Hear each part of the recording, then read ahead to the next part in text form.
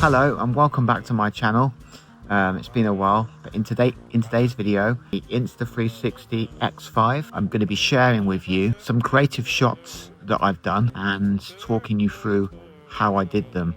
These are shots that I got just by experimenting and just by trying out my luck basically and seeing what works and what doesn't. This first shot is really basic. All it involves is extending the camera out, hitting the record button and poking it out the side of a car window or the side of a van, and the shot you get looks like this.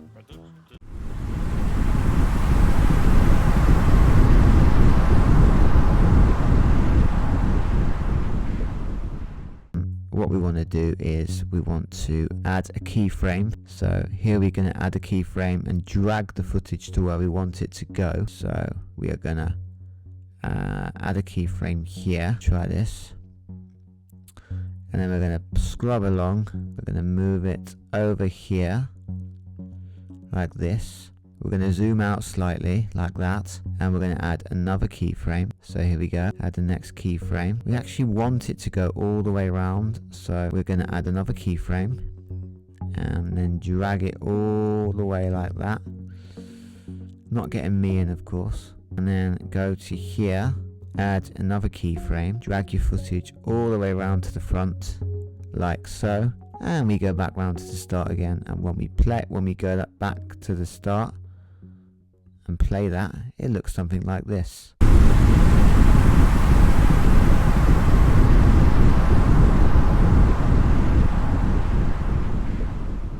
Okay, in this next shot we're going to put the camera upside down in some food like that. And so what we do is what I did was I put it in some chips. So I cleared a little hole in the middle of the chips and stuck the camera in the middle. You stretch the camera back, your hands look really wide, and it looks like pulling out really large giant chips from the plate.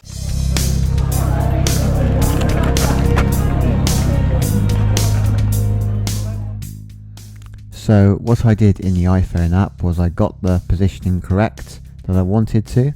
So I panned all the way down to this tiny planet view, got the zoom in and zoom out that I wanted, to adjust it exactly how I wanted, and then using the phone's gyroscope, I hit record, and then using the phone's gyroscope I slowly panned round, as you can see here, slowly panned round to give in that nice pan around effect, make the chips in the shot seem bigger than what they are.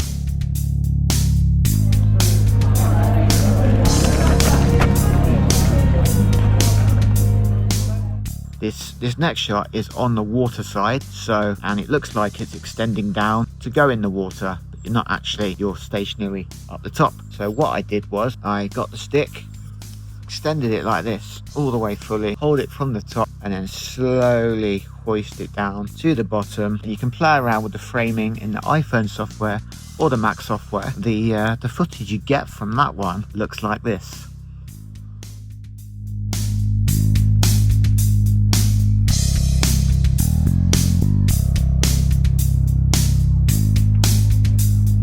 Seaside bay, as you can see, people do crabbing from these types of places, but today we're going to make it look like the camera's being upside down. So you can see my hand there, and what I did was I zoomed out like this, and we started right here.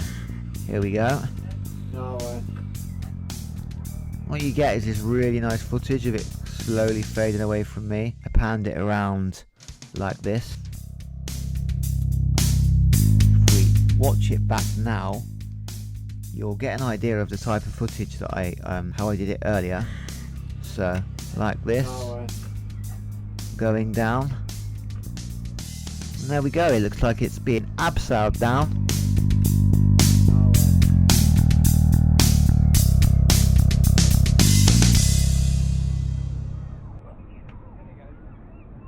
This next shot is an effect that they call bullet time, and what that enables you to do is pan around yourself from high up to low down to middle ground in like a sort of slow motion sort of effect, a bit like in like a Matrix film where you're having a bullet shot at you and you're sort of that sort of thing.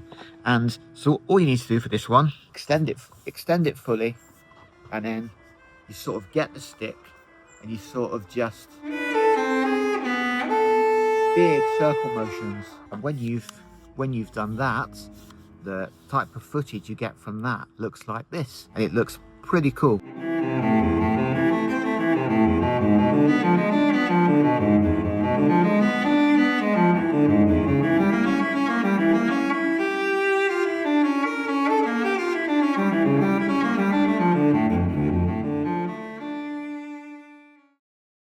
You can do all sorts of things with these cameras. Hold it up, walking along, and sort of dip down sometimes sway to the side. And what you get is you get some really cool drone-like footage that looks like this.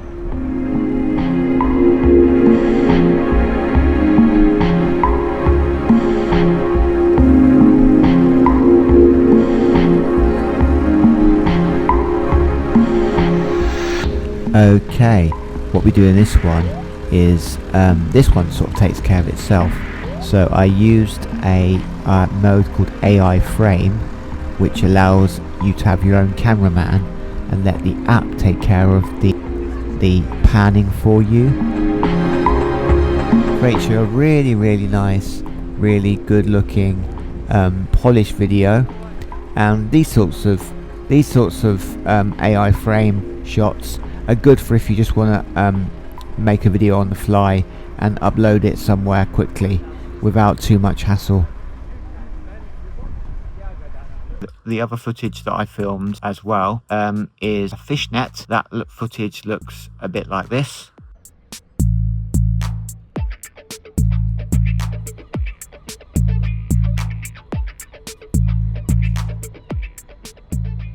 This is that other fishnet footage that I combined with it. All I did with this was I just zoomed out quite far to the tiny planet view like that. Can't remember exactly how far I zoomed out, but when you play it back,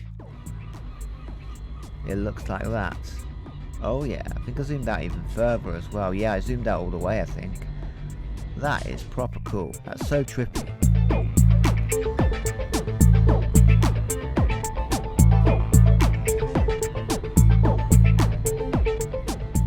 That's really cool. This is it. This is how far I went out. So I think I went all the way out, and look at that spiral there.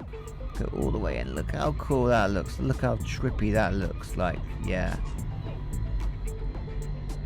Wow, that's so cool. Yeah, so that's what I did with that one anyway, to give that like effect. These are all like really basic effects that don't require much, that are just like point and shoot. All of the things I'm showing you today, what I did to get my shots, are all I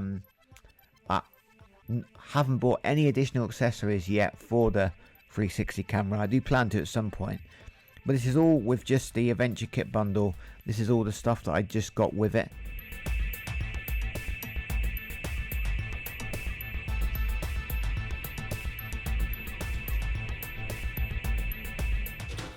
So these cameras are really great. There's all manner of things that you can do with them. They are really creative. I've barely touched the surface on what you can do with them. You can get really creative and do shots that I would never have dreamed of doing before. I'm going to have so much fun with this. Might use it for one of my music videos at some point. So I'm back on YouTube making videos. Hope you enjoyed this one. And yeah, with love from me to you. I'll see you in my next video. Take care. Bye bye.